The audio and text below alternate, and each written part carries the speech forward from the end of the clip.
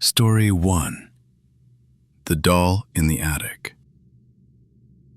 In a small town in Louisiana, surrounded by swamps and overgrown cypress trees, stood an old wooden house that had been in the Delacroix family for generations. Locals said the house was cursed, long before anyone living there could remember. Marie Delacroix was a quiet woman in her late 20s who had recently inherited the property after her grandmother passed away. She never believed in the stories about voodoo or curses. To her, they were just superstitions passed down to scare children. But from the first night she slept there, something felt wrong.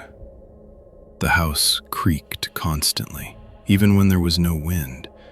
Doors seemed to shift on their hinges. Floorboards groaned under invisible weight. And every night, around 2:47 a.m., Marie heard soft footsteps moving across the attic above her bedroom. At first, she convinced herself it was just old wood expanding. One evening, while cleaning, she found a small, locked trunk hidden beneath the stairs. Inside, wrapped in dark cloth, was a handmade voodoo doll, stitched together from burlap, human hair woven into its head, and 3 long, rusty pins embedded in its chest. The doll's glass eyes seemed almost alive. That night, Marie placed the doll on a shelf in the attic, thinking it belonged there. Big mistake. At exactly 2:47 a.m., the footsteps returned. Louder this time, heavy, deliberate. Then she heard scratching, slow, methodical scratching above her ceiling. Terrified, she grabbed a flashlight and climbed the attic ladder. The moment she opened the hatch, her breath caught. The doll was no longer on the shelf. Instead, it was sitting in the middle of the attic floor, facing directly toward her. Still gripping the flashlight, Marie stepped inside. As she got closer, she noticed something chilling. The pins that had once been in the doll's chest were gone. Suddenly, she felt a sharp pain pierce her own chest, as if something invisible had stabbed her. She screamed and stumbled backward, falling down the ladder. When she woke up the next morning in the hospital, doctors told her she had suffered a mysterious internal injury. Nothing visible on the skin, but severe damage inside her chest. She never returned to the house, and according to neighbors, at exactly 2:47 a.m. every night, lights still flicker in the attic window, as if something is still waiting up there. Story 2. The Ritual by the River. A group of college students were traveling through Haiti for a cultural research project. They had been warned repeatedly, do not wander alone, do not enter abandoned places, and under no circumstances disturb any voodoo ritual. One night, after a local festival, 3 friends, Daniel, Sophia, and Marcus, decided to explore beyond the village. They followed a narrow dirt path that led deep into the jungle toward a dark river surrounded by thick mist. From a distance, they saw flickering firelight. As they crept closer, they witnessed something that froze them in place.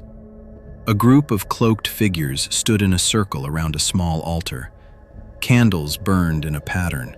Animal skulls hung from tree branches. And in the center lay a motionless figure covered in white ash.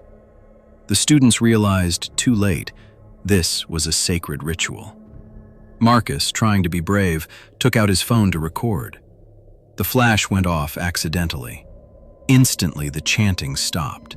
Silence fell. Then, slowly, every single cloaked figure turned toward them. Panic erupted. The 3 friends ran as fast as they could, sprinting back toward the village. But the deeper they ran, the heavier the air became. It felt thick, suffocating. Sophia began hearing whispers behind her, soft, guttural voices calling her name. Daniel suddenly tripped and fell face first into the mud. When he looked up, he saw footprints circling around him, but no one was there. Marcus reached the village first, alone. Hours later, locals found Sophia wandering near the river at dawn, completely catatonic, eyes wide and unblinking. Daniel was never found. Some say his spirit was taken by the ritual. Others claim he still walks the jungle at night, lost between worlds.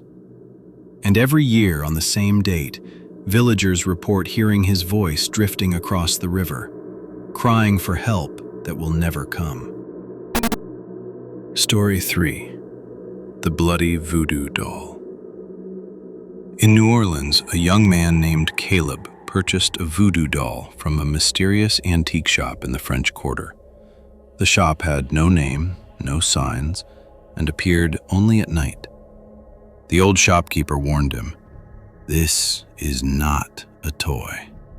This is not decoration.